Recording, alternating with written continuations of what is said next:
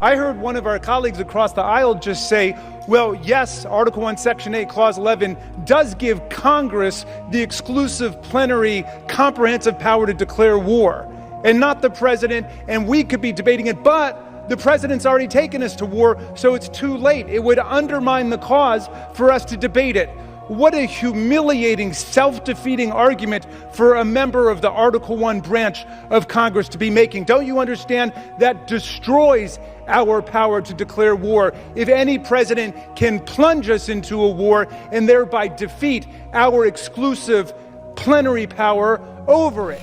Got a man running around loose, doing whatever he wants to do. My question is, what does this mean when the war is over? If it's ever get to be over, right?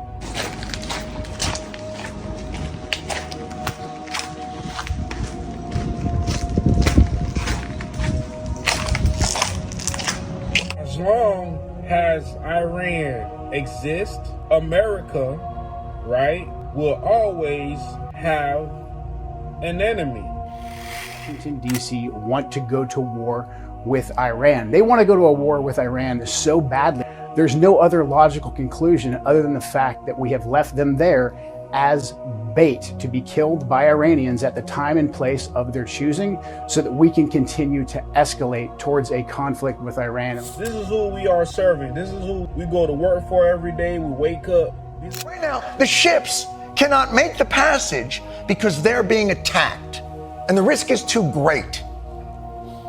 There were some mines that have been laid. It's going to take a lot of foresight and planning to thread this needle, come up with a strategic plan. But luckily, I think the president has one. I also asked the president about the rise in oil prices, $100 a barrel. And he said this: these ships got to go through the Strait of Hormuz and show some guts. Show some guts, Captains Philip. I know you may not want to sail the slowest moving vehicle on Earth, packed with the most flammable liquid on Earth, through the most active war zone on Earth. But on the other hand, now you got dead bodies coming home. What's the purpose of this? What's the purpose of this?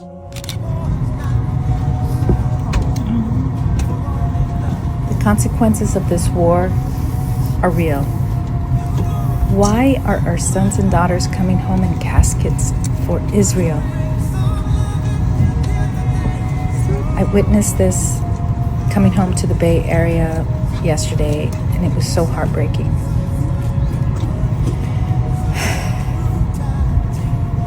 Why? Why do we need war?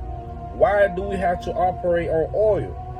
In the 70s, 80s, and 90s, we had trains running on steams. We had cars running. So, you know, if these people are putting out this much wickedness every day, they poisoning our food, they poisoning the air, right? Chemtrail. What's the point of chemtrail? What's the point? Why do you need to spray the air every day, right? That's the world.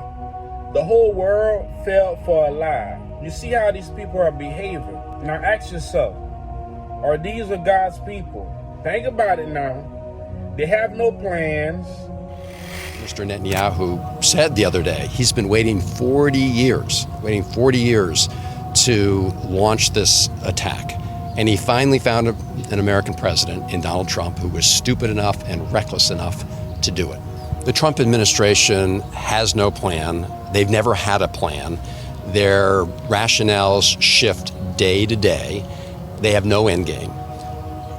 What we're witnessing here is an administration that has put American lives at risk. We've lost 7 service members, many more wounded, many civilians killed, Iranian civilians, including school kids.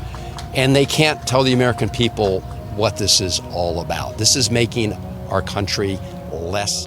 They're basically like children, right? Every day they acting like they know, but really they've fallen deeper and deeper into their own, they're digging their own grave, literally. Anybody. We're the strongest nation in the world. We have the strongest military by far in the world. We don't need them. But It's interesting. I'm almost doing it in some cases, not because we need them, but because I want to find out how they react. Because I've been saying for years that if we ever did need them, they won't be there. Not all of them, but they won't be there. I was very surprised with the United Kingdom, because the United Kingdom, 2 weeks ago, I said, why don't you send some ships over? And he really didn't want to do it. I said, you don't want to do it. We've been with you. You're our oldest ally. And we spend a lot of money on, NATO and all of these things to protect you. But we did it. Well, Biden did it. I mean, I have to be honest with you. Biden got taken to the cleaner. Said it. Okay? They will turn against you. These countries will destroy Babylon. And that's the warning you don't want to hear. But okay. So now, when you sums it all up, you're thinking about it. When you're doing some critical thinking, and you're like, okay, so these people been lying to us from the beginning of time, right? 1, 2, you guys faked it, the moon landing. You guys don't travel outside of this world. You guys don't know any other worlds out there. But when you show us a picture of outside of this world, this universe, you show us black holes, stars, the space is dark, you don't see anything. But you guys never went to the moon. So that means if you guys are lying about everything, that means it's never been no peace on Earth. It's never been 10 years, 20 years of peace, right? It's always been right after World War II, World War I, then you got the Cold War and you got the Vietnam. I mean, it's the same thing, but you got Afghanistan's, it's so on and so on. It's always been war. So how much more it is we're going to walk on eggshells when their Jesus comes, right? Think about it. When their God comes, and look how they are. Vicious, war, all the time, lying. So think about it. If their God comes, you don't think it's going to be worse? You don't think when their Jesus, when he comes, the one that they shows, when he comes, you don't think that their power going to amplify? You don't think evil going to amplify, right? So it makes you think, like, who's our God? Who we're supposed to follow? It makes you think. Because if that's a lie right there, then who's who? You say Cuba is next. Cuba. Is Cuba, whatever you do with the military there, it seems like something. Will that look more like Iran or Venezuela? Can't tell you that. I can tell you that they're talking to us.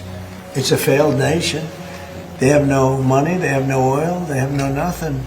They have nice land. They have nice landscape, It's a beautiful island. I think they have great people.